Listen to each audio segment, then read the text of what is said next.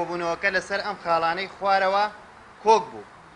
یەک وەک هەمیشە سڵاوی ڕێز و پێزانین بۆ هێزەکانی پێشمەرگە و هێزە ئەمنیەکان دەنێرین.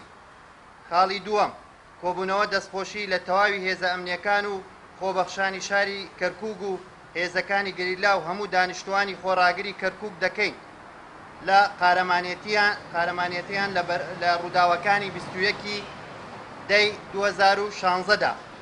سێەم دەستخۆشی لە بڕیاری ئەنجومەنی پارێزگای کەرکووک دەکەین لە پاڵپشتی دارایی مامۆستایانی سەر بە میلاکی هەرێمی کوردستان.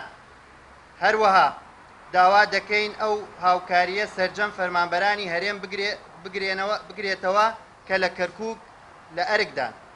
چوارەم داوا لە حکومەتی عێراق و هەرێمی کوردستان دەکەین پەلە بکەن لە کۆنتڕۆڵکردنەوەی قەزای حەویجە لە دەستی چەکدارانی داعش لە پێناو پاراستنی زیاتری ئاسایشی کەرکووک.